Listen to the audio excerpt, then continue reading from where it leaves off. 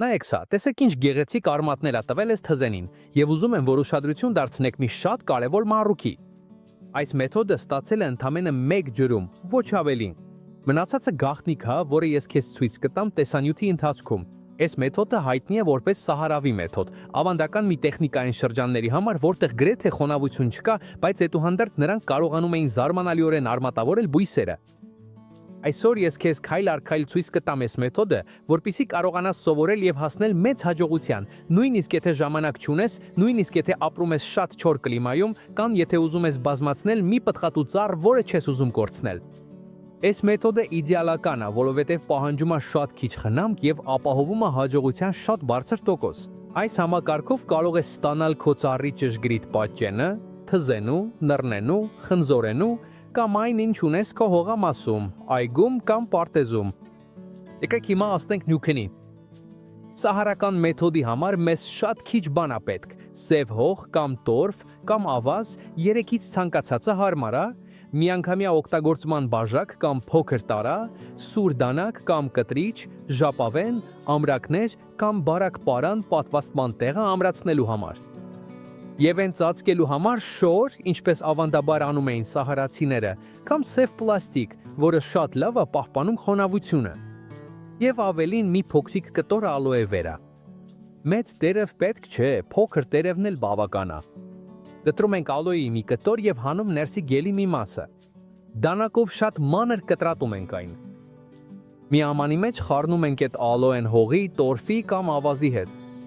Խառնուրդը պետք է լինի խոնավ, փափուկ, բայց ոչ հեղուկ։ Այս խառնուրդը կատարում է 3 հիմնական գործառույթ, շաբաթներով խոնավությունը պահպանում է առանց ջրելու, բնականաբար ախտահանում է վերքը, ապահովում է բուսական բնական հորմոններ, որոնք օգնում են արմատավորվել։ Հիմա անցնում ենք թզելը։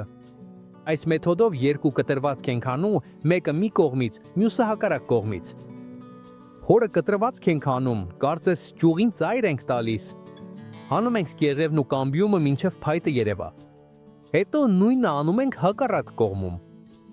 Այս 2 կտրվածքները մասնակիորեն խանգարում են մշակված հյութի ոսկը, ինչի արդյունքում հորմոնները կուտակվում են կտրվածքի հատվածում։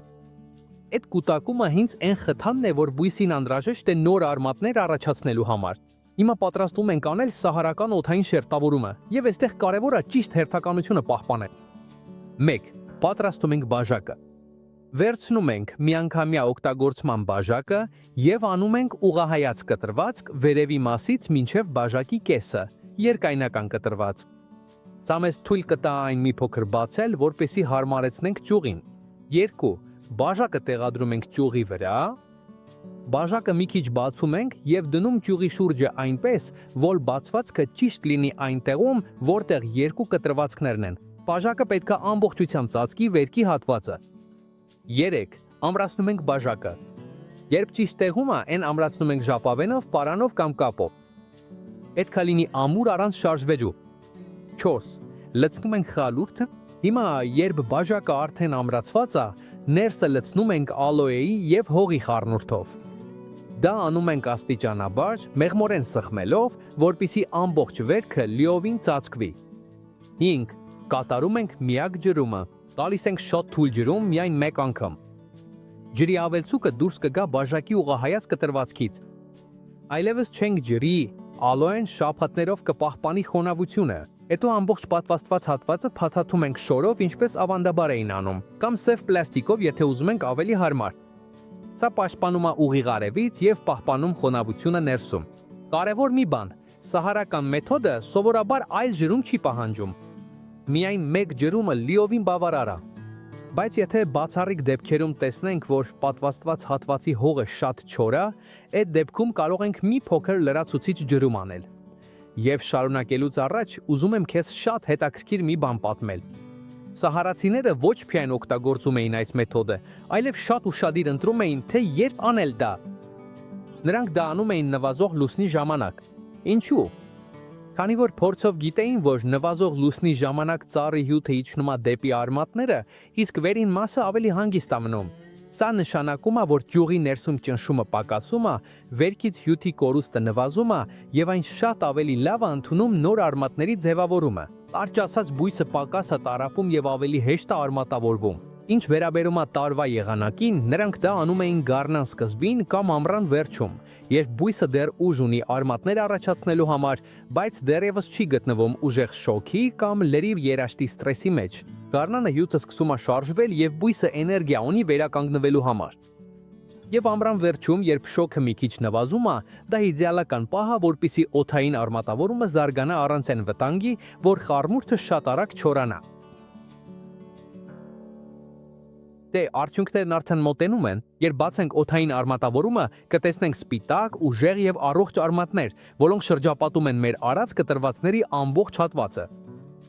Այդ պահին պարզապես կտրում ենք ներքևից եւ արդեն ունենք նոր թզենի, որը նույնն է ինչ մայր ծառը։ Ինչ է նշանակում նույնական։ Նշանակում է, որ այս նոր ծառը կտա նույն քանակի պտուղ, նույն որակի եւ շատ կարճ ժամանակում արդեն կկարողանա սկսել պտուղ տալ։ Սա բառացիորեն մայր բույսի գենետիկ կլոնն է։ Սա շատ կարևոր է, որովհետև երբ փորձում ենք պտղատու ծառ աճեցնել սերմից, գրեթե երբեք չենք ստանում նույն տեսակի պտուղ։ Սերմերը խառնում են գենետիկան եւ արդյունքը լոտո է։ Կարա շատ պտուղ տա։ Քիչ պտուղ, վատ պտուղ կամ նույնիսկ կարող է տարիներ տևել մինչև պտուղ տա, կամ ընդհանրապես երբեք չպտղաբերի։ Ահա թե ինչու այս մեթոդը այդքան արժեքավոր է, որովհետև մայր ծառը կլոնավորելով մենք ճշգրիտ գիտենք, թե ինչ պտուղ ենք ստանալու եւ չենք կորցնում տարիներ ջանքերի վրա։ Սահարական մեթոդը երաշխավորում է, որ նոր ծառը կլինի նույնքան ուժեղ, նույնքան արտադրողական եւ կունենա նույն հատկանիշները, ինչ բնօրինակ ծառը։ Վերջին խորհուրդը, երբ հանեք օդային շերտը եւ տնկեք ձեր նոր թզենին, փորձեք առաջին շաբաթներին հողախառնուրդը թեթևակի խոնավ պահել։ Անհրաժեշտ չէ ջրով լցնել, պարզապես պահեք խոնավությունը։